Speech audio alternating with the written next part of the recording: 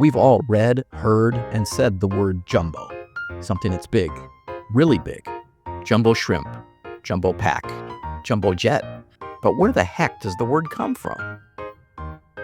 Believe it or not, Jumbo goes back to an elephant, and his story both begins and ends in tragedy. The elephant that would come to be called Jumbo was born around Christmas of 1860 in Sudan.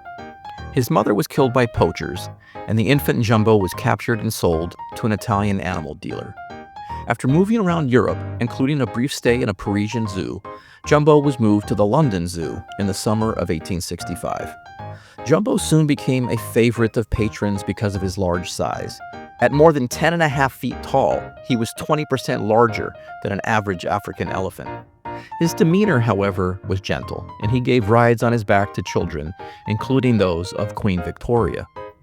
In 1882, the superintendent of the London Zoo caused an uproar when he decided to sell Jumbo to American P.T. Barnum, the famous showman. Jumbo had grown more aggressive in his adult years, and he was seen as potentially dangerous.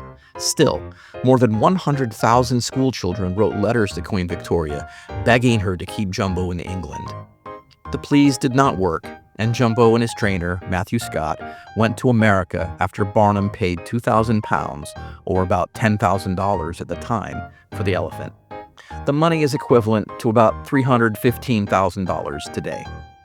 Barnum displayed Jumbo in New York City's famed Madison Square Garden as part of his traveling show, and Barnum made back the money he spent for Jumbo in about 10 days. Over the course of a 31-week season, the show, with Jumbo as the main attraction, made approximately $1.75 million. But while touring in St. Thomas, Ontario, Canada, tragedy struck again. The traveling show ended a performance on September 15, 1885, and animals were being led into train cars when Jumbo was tragically hit by a freight train, which killed him. Not even death could slow the show or erase Jumbo. Barnum, ever the consummate showman, simply had Jumbo's carcass stuffed, and he put both the stuffed remains and his skeleton on display, with crowds showing up in bigger numbers than ever.